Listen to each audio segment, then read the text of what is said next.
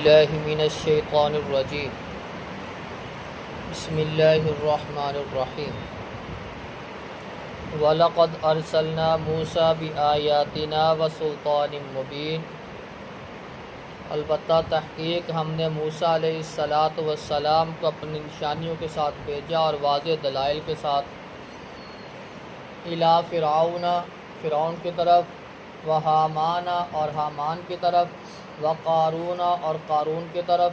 فقالوا پس انہوں نے کہا ساحر کذاب یہ جھوٹا جادوگر فلما جاءہم بالحق من عندنا پس جب آئے ان کے پاس حق لے کر ہماری طرف سے قالوا انہوں نے کہا اقتلوا ابناء الذین آمنوا معه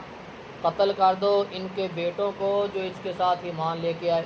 واستحیوا نساءہم اور زندہ رکھو ان کی عورتوں کو وما کید الکافرین الا فی ضلال کافروں کی چال جو ہے وہ تو صرف گمراہی ہے وقال فرعون ذرونی اقتل موسیٰ فرعون نے کہا مجھے چھوڑ دو میں قتل کر دوں موسیٰ علیہ السلام کو وَلْيَدْعُ رَبَّهُ وہ پکارے اپنے رب کو انی اخاف ان یبدل دینکم بے شک میں ڈرتا ہوں کہ وہ بدل دے گا تمہارے دین کو او ان یظہر فی الارض فساد یا وہ زمین میں کوئی فساد برپا کرے گا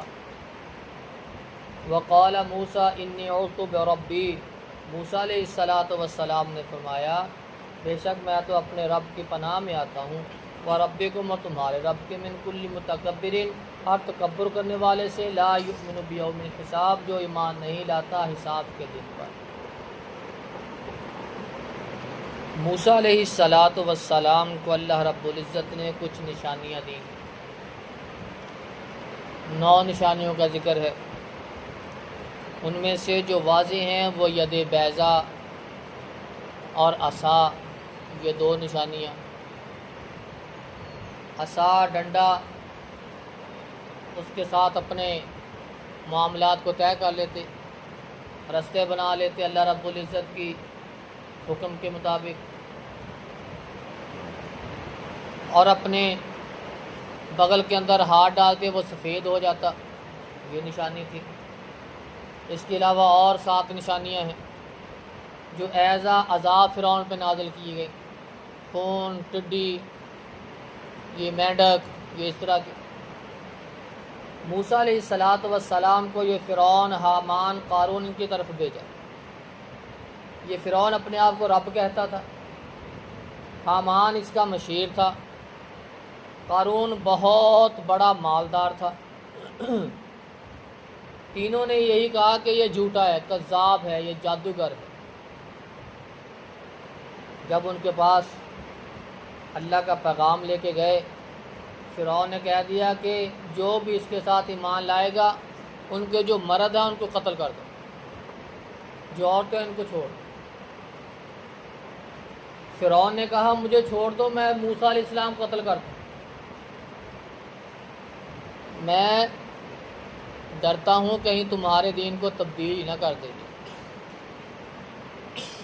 لیکن اس کو اپنی بادشاہت کھٹک رہی تھی اگر موسیٰ علیہ السلام تھوڑا سا بھی اوپر اٹھے ابھرے یہ تبلیغ شروع کی تو قوم نے لوگوں نے اس کے اوپر ایمان لے گئے میری بادشاہ چلی جائے گی اس نے کہا میں ڈرتا ہوں تمہارے دین کو تبدیل کر دے گا بنی اسرائیل پہ یہ بڑا ظلم کرنے والا آدمی تھا جو موسیٰ علیہ السلام کا قبیلہ تھا کہنے لگا یہ زمین میں فساد برپا کرے گا اس کو قتل کر نہ رہے بانس نہ بجے بانسری جب موسیٰ علیہ السلام ہی نہیں رہیں گے تو پیچھے کس نے آنا پھر اور کس نے کام کرنا یہ موسیٰ علیہ السلام کو قتل کرنے پہ در پہ تھا بس کسی طرح میں ان کو قتل کر دوں نعوذ باللہ من ذالک جب اللہ رب العزت نے اس وقت محفوظ کر لیا جب بچے تھے پیدا ہوئے اور جس سال قتل کرنے کا اس کے نے آرڈر دیا تو اسی سال پیدا ہوئے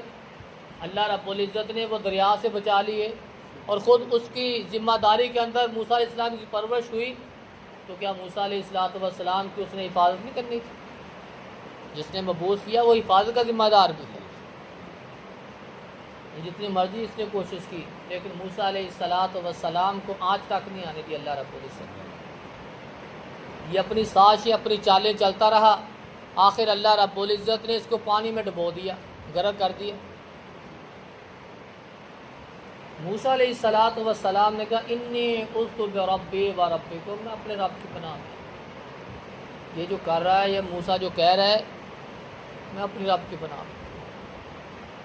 من کل متکبر لا یؤمن بیوم الحساب، ہر اس متکبر سے، تکبر کرنے والے سے جو یوم حساب پہ، قیامت کے دن پہ ایمان رکھنے والا نہیں ہے۔ موسیٰ علیہ السلام نے ایسے لوگوں سے پناہ مانگی۔ اللہ رب العزت سے دعا ہے کہ اللہ رب العزت ہمیں بھی اپنے دلوں میں ایمان کو مضبوط کر کے